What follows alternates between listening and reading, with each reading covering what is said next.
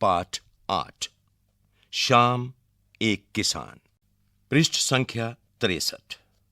आकाश का साफा बांधकर सूरज की चिलम खींचता बैठा है पहाड़। घुटनों पर पड़ी है नदी चादर सी।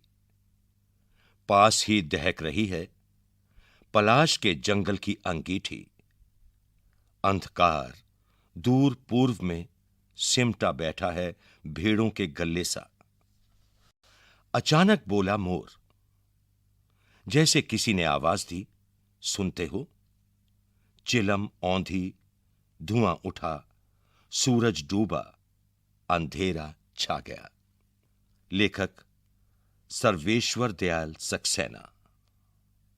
पृष्ठ संख्या 64। कविता के बारे में। कवि ने किसान के रूप में जाड़े की शाम के प्राकृतिक दृश्य का चित्रण किया है।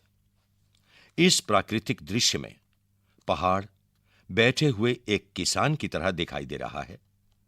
आकाश उसके सिर पर बंधे साफे के समान।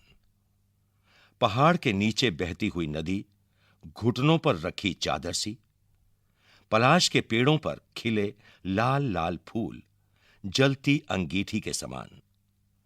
पूर्व क्षितिज पर घना होता अंधकार झुंड में बैठी भेड़ों जैसा और पश्चिम दिशा में डूबता सूरज चिलम पर सुलगती आग की भांति दिख रहा है।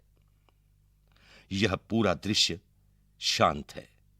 अचानक मोर बोल उठता है, मानो किसी ने आवाज लगाई, सुनते हो? इसके बाद यह दृश्य घटना में बदल जाता है। चिलम उलट जाती है, आग बुझ जाती है, धुआं उठने लगता है, सूरज डूब जाता है, शाम ढल जाती है और रात का अंधेरा छा जाता है।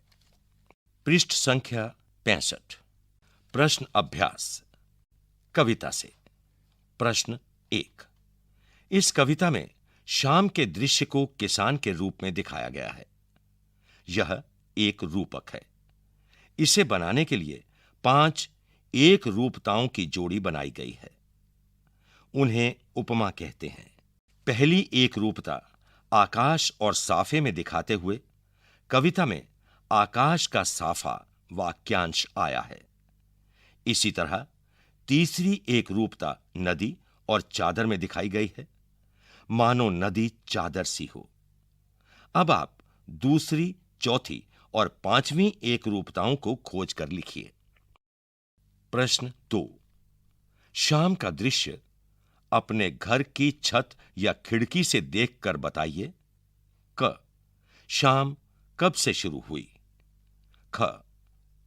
तब से लेकर सूरज डूबने में कितना समय लगा? ग।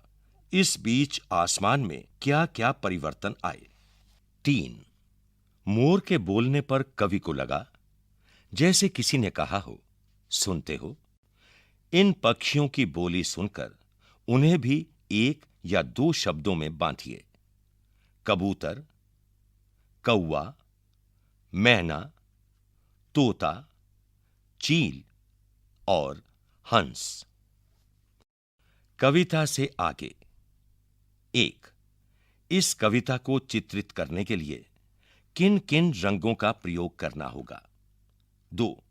शाम के समय ये क्या करते हैं? पता लगाइए और लिखिए।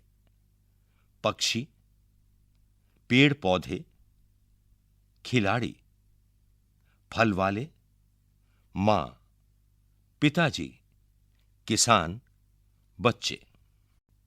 3। हिंदी के एक प्रसिद्ध कवि सुमित्रानंदन पंत ने संध्या का वर्णन इस प्रकार किया है। संध्या का झुटपुट, बांसों का झुरमुट, हैं चहक रही चिड़ियां, टीवीटी टुट टुट। इस कविता और सर्वेश्वर दयाल जी की कविता में आपको क्या मुख्य अंतर लगा? लिखिए। पृष्ठ संख्या 66। अनुमान और कल्पना। शाम के बदले यदि आपको एक कविता सुबह के बारे में लिखनी हो तो किन किन चीजों की मदद लेकर अपनी कल्पना को व्यक्त करेंगे? इस कविता की पंक्तियों के आधार पर सोचिए। पेड़ों के झुनझुने बजने लगे, लुढ़कती आ रही है सूरज की लाल गेंद। उठ मेरी बेटी, शोभा हो गई। सर्वेश्वर दयाल सक्सेना। भाषा की बात। 1. इन पंक्तियों में रेखांकित शब्दों को ध्यान से सुनिए। क, घुटनों पर पड़ी है नदी चादर सी। रेखांकित शब्द है चादर सी। ख, सिमटा बैठा है भेड़ों के गल्ले सा। रेखांकित शब्द है गल्ले सा। ग, पानी का पर्दा सा मेरे आसपास था हिल रहा। रेखांकित शब्द है पर्दा सा। घ, मंडराता रहता था एक मरियल सा कुत्ता आसपास। रेखांकित शब्द है मरियल सा। ण, दिल है छोटा सा, छोटी सी आशा। रेखांकित शब्द है छोटा सा। च, घास पर फुदकती नन्ही सी चिड़िया। रेखांकित शब्द है नन्ही सी। इन पंक्तियों में सा और सी का प्रयोग व्याकरण की दृष्टि से कैसे शब्दों के साथ हो रहा है। 2. इन शब्दों का प्रयोग आप किन संदर्भों में करेंगे। प्रत्येक शब्द के लिए दो दो संदर्भ अर्थात वाक्य रचिए।